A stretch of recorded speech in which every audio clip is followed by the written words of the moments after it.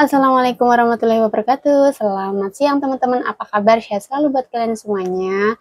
Alhamdulillah hari ini cerah banget teman-teman. Jadi bajuku, cucianku bisa kering. Nah, aku kasih lihat kalian ya. Jadi seneng banget ya kalau cuaca bagus itu di perasaan juga tenang, juga lebih bahagia, juga fresh. Mau terus denger kicauan burung yang cici-cuit gitu ya kan. Nah, kali ini aku mau membahas tentang baik-baiknya di Hong Kong. Jadi, keuntungan sukanya di Hong Kong. Kenapa? Eh, Banyak banget orang yang kerasan nih di Hong Kong ya, terutama kita yang mengais rezeki. Kenapa kok suka banget dengan Hong Kong gitu? Sudah kerasan banget itu kenapa? Yang tadinya jobnya rencananya kerja itu 2 tahun untuk ya mungkin cari tabungan lah 30-an gitu ya waktu kita di Indonesia kan kayak gitu. Seperti saya halnya nggak tahu uang 1 juta itu nggak pernah megang uang 1 juta teman-teman. Boro-boro 1 juta.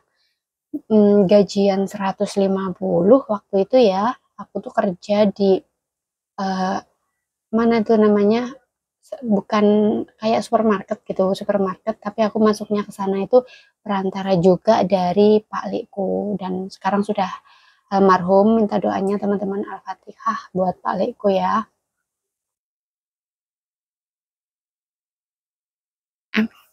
Jadi saya masih ingat banget setelah nggak kerja di Surabaya, terus dipindah ke yang dekat rumah karena mamaku dulu tuh pernah dengar isu gitu loh bahwa ada tetanggaku lah salah satunya ya.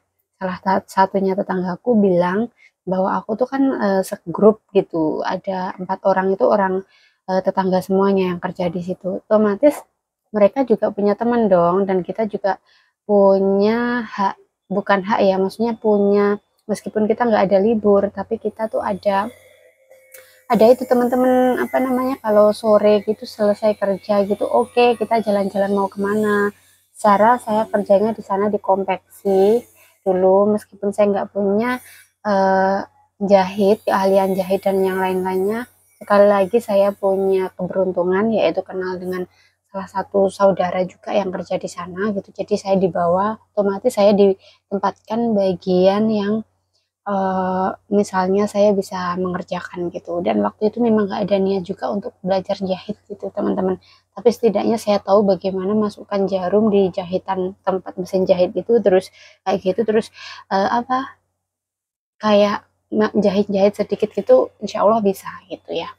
Nah, tapi waktu itu belum minat, jadi ya udahlah masuk aja gitu. Yang terpenting aku tuh jauh dari rumah gitu. Intinya dulu tuh kayak kalau sudah nggak sekolah terus di rumah itu mikirnya wah ini nanti sudah ke pernikahan aja karena di desaku itu raya sudah nggak pendidikan ya nggak bisa meneruskan dan yang lain-lain otomatis ada orang yang menanyai dan teman-teman untuk menikah gitu dan menurut aku nikah muda itu dulu aku nggak pengen nikah muda gitu dan kalau nggak beneran aku suka dan aku beneran siap untuk menikah itu bagaimana sih gitu. Aku dulu menikah meskipun aku masih kecil, aku nggak tahu bagaimana dan aku orang di desa gitu.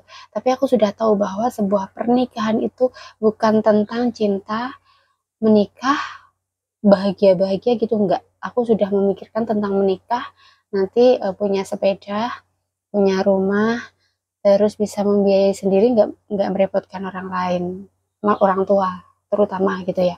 Itu aku sudah punya pandangan seperti itu makanya aku nggak ngerti juga ini menurut aku gift dari Allah ya aku bisa punya pikiran seperti itu.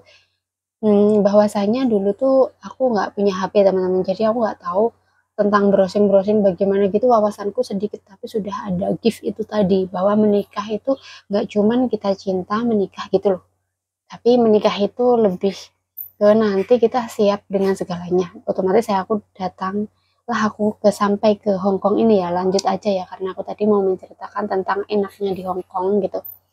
Jadi alhamdulillahnya bener-bener ya teman-teman untuk orang yang pendidikan seperti aku yang di rumah tuh susah cari kerja, bukan susah sebenarnya kerja apa aja boleh gitu, tapi aku punya cita-cita yang tinggi bahwa kalau aku nggak bisa pendidikan berarti aku harus sukses gitu. Nah, aku bisa merasakan bahwa gaji yang tinggi itu di sini gitu. Jadi meskipun aku tuh dulu nggak pernah kerja yang kayak dibentak-bentak gitu ya, terus di sini juga kaget juga gitu dengan orang sini tuh kan cak cak cak cak terus ngomongnya keras gitu ya. Tapi aku sudah nggak merasakan yang begitu. Paling ya nangis memang kena sih, mental hati itu kena karena eh, namanya penyesuaian teman-teman. Tapi aku tuh lebih besar semangatku daripada merasakan sakitnya dibentak-bentak, itu aku lebih besar semangatku di Hong Kong karena di Hong Kong keuntungannya itu seperti apa teman-teman menurut aku jadi TKW itu setiap hari setiap bulan ada gaji sekitar 8 juta 9 10 gitu, bahkan ada yang lebih tergantung bos dan nasib kalian gitu. Dan yang kedua itu ada libur, jadi kalian setiap minggu itu diwajibkan libur, itu udah hak kalian gitu ya, libur setiap minggu. Terus ada lagi tanggal merah teman-teman, public holiday gitu, kalian juga dapat libur itu. Nah ada lagi yang ketiga, kalau kalian nggak libur kalian diganti duit teman-teman. Jadi lembur, dihitung lembur gitu teman-teman ya, diganti duit. Dan yang keempat, kalau kalian mendapatkan bos yang baik, nah kalian akan dianggap sebagai keluarganya sendiri, bahkan kalian bisa tidur siang, kalian bisa seperti rumah sendiri, kalian bisa keluar ingin apa istilahnya minta izin gitu loh. Sudah nyaman banget, bahkan lebih nyaman di sini gitu ya, karena orang sini tuh lebih tahu dan pikirannya kan sudah terbuka banget gitu. Terus yang kelima, kalian bisa shopping-shopping dan kalian akan tahu mall kalau kalian orang desa seperti aku. Jadi biasanya kalau kita lihat TV di Indosiar, RCTI, kita lihat mall itu di Jakarta, ada yang lain. Kita kemana sih ke sana gitu ya kan? Mau kemana sih kok ke sana, terus biaya. Jadi kalau kalian ke Hong Kong, ke luar negeri, itu tentunya kalian bisa merasakan naik pesawat, ya kan? Terus kalian juga yang ketujuh ini, terus kalian bisa bahasa asing gitu. Misalnya kayak di Hong Kong ya bisa bahasa Kantonis, dan di sini juga membuka peluang kalian untuk bisa bahasa Inggris. Misalnya, soalnya kenapa? Kalian beli di suatu toko itu tentunya nggak semuanya itu orang Hong Kong, teman-teman. Otomatis kalian mungkin dikira juga orang Filipina dan yang lain. Kalian sering dengar orang mengajak kalian untuk berbahasa Inggris, otomatis kalian akan tertarik dengan bahasa Inggris gitu ya. Terus ada lagi teman-teman keuntungannya. Nah, kalau kalian sudah 6 tahun ikut majikan, satu majikan, kalian akan dapat long service sebesar berapa? Kalau dulu aku dengar-dengar itu sebesar 7 berapa ya? 21 juta sini berarti 40 juta lebih lah, itu 40 juta lebih itu dalam 6 tahun. Nah, udah enak kan? Terus ada juga kalau kalian pulang, kalau kalian nggak cuti, selama 2 tahun kalian akan dapat uang ganti sebagai tiket pesawat dan juga uang apa itu namanya uang itu loh apa transport. Dah itu teman-teman, itulah enaknya karena semuanya sudah ada di kontrak tanda tangan itu gitu. Jadi itu enaknya di Hongkong teman-teman. Jadi kalau kalian lihat perubahan yang kita awalnya di rumah itu kayak tertekan, kusut dan yang lain-lain, banyak tekanan ekonomi terutama ya teman-teman. Ini yang saya ucap alami. Jadi saya bukan menghina, tapi memang yang saya alami ini saya menceritakan. Nah, gitu. Jadi kalau kalian di rumah itu kucel dan yang lain, kalian kesini itu bisa fresh gitu, bisa fresh. Kenapa? Yang terpenting kalian niat kerja teman-teman. Kalau kalian cuma setengah-setengah ya tertekan juga, karena di sini juga banyak banget, bukan cuma enaknya aja. Tapi next aku akan bahas tentang nggak enaknya di Hong Kong, di luar negeri itu bagaimana nggak enaknya gitu. Maksudnya ada plus dan minusnya gitu. Oke, untuk video enaknya di Hong Kong.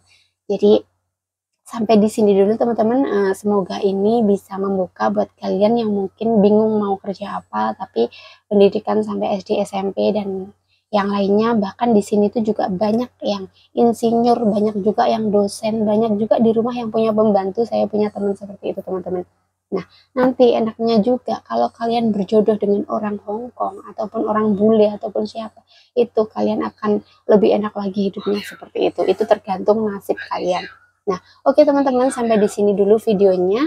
Semoga ini menginspirasi dan semoga kalau kalian bingung mau kerja kemana dan kalian juga nggak punya apa istilahnya pengen gaji yang besar untuk mewujudkan mimpi, jadi kalian datang aja ke luar negeri ke yang kalian suka, ada pilihannya. Oke, sampai di sini dulu videonya. Wassalamualaikum warahmatullahi wabarakatuh. Dadah.